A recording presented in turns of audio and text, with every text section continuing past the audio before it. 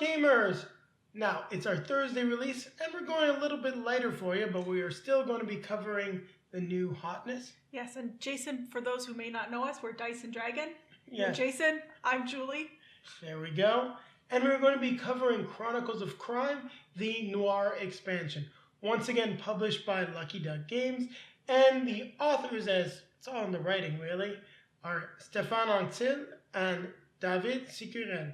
So, I know, French accent. I believe the guys are from France. If you do happen to watch this video, please let us know in the comments below. Now I'm going to toss it over to Julie, who's going to tell you more about the game itself. So it's a cooperative game that's a 1 to 4 player game. Can be played solo, obviously. Yes. Or most groups. co-op games can be played solo. Not all of them. Most. 60 to 90 minutes, ages 14 and above. But this time, I know sometimes we say it can go a little lower. I'd say it's probably the right age due to the noir content, but maybe a little bit lower, maybe 12 and above. It's definitely film noir. Teens, pre-teens, I wouldn't really go younger than that. Now, just to tell you about the game, what you're going to be doing is you are Private Eye detective in LA, the height of Hollywood, 1950s, just after World War II, and you're going to be solving crimes in and around the city of Los Angeles. To do that, you are going to be moving around the city, scanning QR codes, interrogating suspects, and doing your best to solve the crime.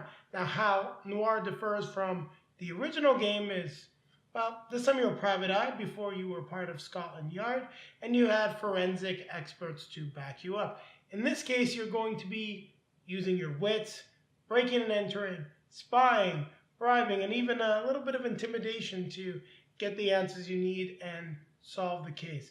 I think that about sums it up, don't you? Mm-hmm. So with that being said, Julie, what's the time? It's time to grab our drinks. Grabbing our drinks. Grabbing our best friend.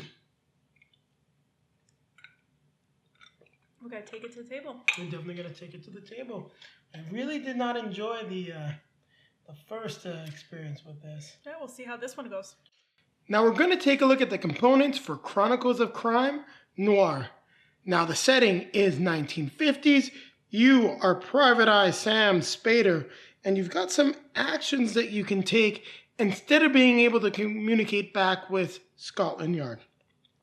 Now let's just discuss how you would use those actions, because this is the main difference in terms of this expansion and the original game. What you can do is, let's just say, for example, use your home location. You're at this location, and a character is in this location with you. What you will do at that point is you will scan the binoculars, which lets you take the spy action, and then you will scan the character. Now, if you're at a location, but maybe someone isn't home, or there's another room in that location that you can't get into, well, you would then take your breaking and entering, you'd scan this and break in, but you can potentially get into trouble. If someone is not giving you the information that you want, you feel like they're holding back on you, you can scan the intimidation, get a little scary, and they might tell you what you want. Now, with regards to intimidation, you just have to be in conversation with a character when you scan it, whereas these two, you're not going to be in conversation. And the same thing goes for bribery. If you happen to be talking to someone and you decide that you need to bribe them to get some more information out of them, well, you do that while you're already conversing with them. Now, as you can see from the characters here, definitely got that 1950s Hollywood setting. We also have a rule book. Now, you don't really need it, but it does come in handy with regards to just sort of setting the stage, explaining why we see the types of people that we do, and how to use the action cards, as that's what we're going to be using since we do not have any support from specialists like in the base game. Now, as you can see, there are 30 characters, and I'm only mentioning it because it's in the rule book. This is the 1950s. The characters are done in consequence of that political and era of time. So while you're not seeing that many colored faces, 1950s Hollywood was what it was. Now you do get a total of 30 new character cards, and we'll just take a quick look at some of the other guys. that you're going to be seeing in the Noir expansion. You will be using the standard clues. However, you do get some special clues, the ones that are starred, so the case-specific ones, and they're numbered from 16 to 25. They also have the Noir symbol on it, which is that nice private eye hat, and just takes your original stack of these and brings it up to 75. With the original stack ending at 15, you get another 10 cards. And you get, of course, all new locations. You start with your home office, where you can talk to some of your friends, like the coroner, the journalist, maybe even get some cash for some bribes. Now, flip that back over. And then we'll just take a look at some of the other locations. And as you can see clearly, that Hollywood setting, if you're familiar with Agent Carter, this apartment complex makes me think a lot of it. Classic theater, your studio, a nice villa for some rich, famous Hollywood actors and producers, standard apartment building, a nice apartment by the sea. We haven't seen all these locations yet. We've only gotten in about 2 plays of the game so far. Nice restaurant, train station, back alley. We've got a very nice Malibu beach house, it looks like. Just your nice standard, probably a diner on the street. You have to go there. Hospital, looks like. Library. And last but not least, the bar, which in our game was known as the Lucky Duck Bar, which I do like that callback to the actual publisher. So there you have it. I know we went through this in probably a little more detail than we needed to, but really wanted to showcase the elements for this expansion. And now we're going to be getting right into our review of the game. Don't forget, we've already done a full how to play the game, and you can find that just checking out the channel or the card that you're going to be seeing popping up right about now. Or it actually has probably popped up already. In any case, I'm going to slink off into a back alley. Hopefully no one's going to notice me, and I'm going to join up with Julie to get you that review. So Chronicles of Crime, Noir. What did you think of the game? Well, for those of you that did see, sorry for jumping in there, but... he asks me a question and then he tries to answer for me. Not trying to answer for you, but just to be clear, we did not score the original Chronicles of Crime very well. I believe we both gave it a 5. So keep that in mind. I apologize. Just wanted to make a nice frame of reference. Now, go ahead. So this version, I believe, answers a couple of the negative things that we had with the first one.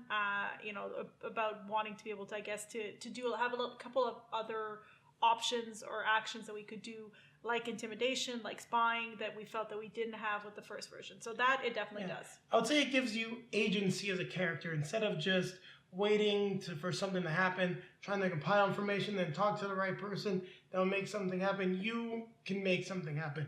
And I did find that to be a big difference in how I felt while playing the game. And I think they also streamlined, simplified the crime scenes, made it easier to figure out what clues you're looking for. Mm-hmm. From the first one, there were things that were completely out of context or not the right size, and it just made it very difficult to figure out what you were actually seeing. No, and I have to agree with you, just because when something is now, maybe a little out of context, they do make it big, but it's very much clear what the item is, and that is a plus in my book. So in this case, I think one of the things, there are a lot more locations and a lot more people involved. There's the same amount, actually, but I think they come out more during play. Yeah. So, it did answer some of the things for me. I think, bottom line, it's a better game than the first version. But for me, it's a little slow still. Basically, you're scanning cards and it's giving you some information. There were still a couple of glitches in the both. Well, not glitches. It's just the way that the information gets presented. It's still very easy. And sorry, I'm just trying to clarify your point because they're not glitches, but you can get out of order very easily. Well, there was at least one glitch where the thing just froze up. Yeah, that's true. But it did do that. I definitely would call that a glitch. But there are also things where you found something, and then when you scan and try, it doesn't recognize that you found it. That's why I'm calling them glitches, because I didn't really feel that happened in the game. Could you tell me when that happened? I don't remember. Well, you don't really want to spoil it for people, but Well, there are times. I'll just say what the item was. When we found that negatives. That we had found the negatives, but then when we went back, it said that we had to find negatives. Oh, no, I know what you mean. It wasn't really... Okay, yeah. Correction.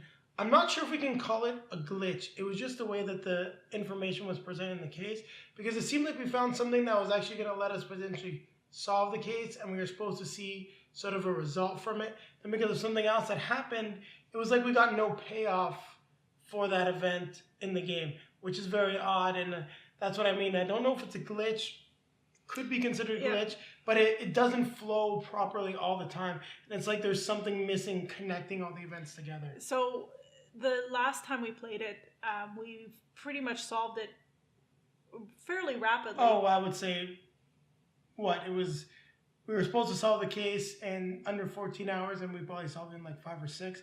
We were missing a few key pieces of info. We had a lot of it. We felt that we probably didn't have enough information. We thought it should be more complex than it was, and so we kept looking for more information. And we did find a little bit more, but we probably wasted, a good 2-3 hours where we just kind of walked around. Or more. Considering we picked a fight. I mean, bottom line for me is, though there's a lot of things that are improved with this game, and it's not, the first one was a definite fail from my scoring. This is just not the style of game I think that really does it for me. It feels a little passive and slow. It's a point and click computer game. I'm gonna be clear, I don't think that's changed at all. This is still Where in the World is Carmen Sandiego, the board game that requires external technology to play it. Now that technology is cool, but if you don't have some of the tech, let's be realistic here. You need to invest a fair bit in a solid phone. You require a good, $500 of external tech at least to play the game. And we, again, to clarify, we didn't use the VR goggles. In this case, we were using an iPad. And if you didn't listen to our first review, we definitely suggest doing it on a tablet as opposed to on a phone. Or projecting it to a screen if you'd like to play with more than 4 players. If you're doing more than 4, definitely get it on a screen. Have an Apple TV somewhere to project it. No? That's pretty much all I have to offer as the review, honestly. No, and I think you pretty much covered everything. You clarified the glitch part, and I have to agree with you. There are definitely still some sequencing and coding issues in the game. It's not the game glitching out. It's just, it doesn't recognize the flow of events very well. I'll give you an example. We ended up talking to somebody who, if we talked to earlier, would have given us a task. But because we completed the task, we all of a sudden got a nice chunk of change, which might have been useful earlier on in the game. And I did not like the fact that there was sort of like a clear step that was saying we could resolve the case. There was that came up very early on, but it was quite clear that we were still missing information. We hadn't quite put the whole puzzle together. I guess that's maybe done to try to provide replayability for the game, but as you know, we don't particularly enjoy necessarily replaying something that we have already done, just trying to scan and get back to that place to get that best solution. And I want to say that this is a massive improvement. The agency of our character made things a lot more fun. And I noticed that because I remember when we were playing the original version, we'd be like, oh, scan this guy, and you were not having fun. And this time you're like, oh, let's just break in. And then, or we tried to intimidate a guy, and one time you're like, wait, don't do it. You're like, oh, great. See, he's not giving us the information. I see how this game works. And I really like where they're taking this game. But my biggest drawback, as I would say, is I think that we're getting bits and pieces of what's eventually going to be a really cool game. I almost feel like we've got Chronicles of Crime, which is step 1, kind of maybe not an alpha, but almost like a beta. Noir is almost like beta version 2. And with the upcoming Welcome to Redview, you're supposed to get characters, which is going to be almost like version 3. I'm going to be really interested to see what this game system looks like when we've got experts, we can take actions, and we've got even interesting different characters that, maybe actually make you want to play it with more than one player because each person controls a character. So I really like where this game's going. This is a step up. I still can't say that this is like a fantastic game, a must play. However, if you do love point and click adventures, you want to get this out around a table, you have the technology to make this really cool, or you can cast it to your TV and your family loves murder mysteries, well, you're probably going to really enjoy this game. And I would say that this is the way to play it. Recommendation though, before you play Noir, finish off the original game first, because there is some small differences and you might not like doing sort of the reverse. I know that if we'd played the original game first, if we played Noir first and gone backwards, I'm not sure I would have liked the game as much. Mm-hmm. I think you can also just skip the first game. I guess this is an expansion. You need the first game. You do need the first game to play Noir. Yeah. So how are you going to score this? Well, I'm debating. I was almost going to say that it goes up to a 7 because our first play, I felt a lot better about the game. But then after seeing the glitches, still some problems with getting everything to flow properly, it's a 6.5. I believe I gave the game a 5 or a 5.5 last time. I think it was a 5 because once it failed. This takes it up a whole 1.5 in my opinion. It's something that I could definitely recommend and say, hey, if you like this kind of game, it should go on your shelf. It's still not a game that I'm going to tell everyone to go buy, but I can't say that it's a 0 anymore. Well, it was never a 0. You called it a 5. Not a 0, but it's a 6. Sorry. It's a 6 for me because it's just not my type of game. And if somebody were to say, "Hey, should I pick it up?" I probably wouldn't recommend it. I'd say, look, maybe as a solo game, if this is something you like to do, then yes.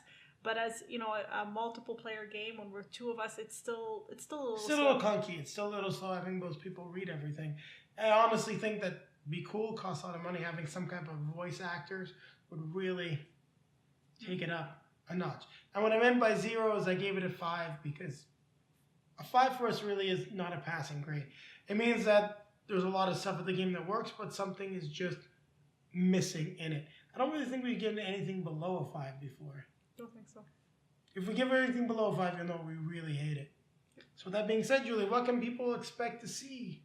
They can see links to other videos that we've done, namely our review of Chronicles of Crime. Yes, with that nice how to play and a playthrough of the tutorial as well. And then eventually maybe link, well, you'll actually see a link. I'm deciding I'm going to put it up there to Pulp Detective, another noir game that we had a lot of fun with. I think you actually like that one more than this one. I think so. You can also comment, like, subscribe, click the bell to get notification about when we release new content. Yeah, and keep it with us because the game's getting better, so I'm not abandoning the train yet. We will actually do a review of Welcome to Redview when that becomes available in the near future.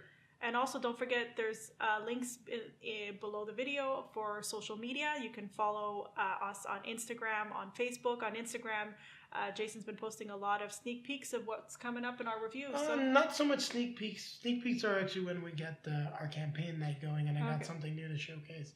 Other than that, it'll be, you'll see more what's already been done or just some cool shots so you get an idea as to what we've been playing. But now we're going on a little longer than we would have liked, so what's the time? Time to grab our drinks. Grab our best friend and... keep playing games. Keep playing games. I didn't mention, though, I think the art is better on this one as well. Yeah, you know what we didn't talk about? I do like the noir art. I think the location art is the same, but the characters do I think the characters are better, a lot more. Yeah. And we did showcase us on the components. And surprisingly enough, we're actually going to be back for Welcome to Redview. I thought this might be us getting off this train, but as of right now, it's just still trucking along slowly.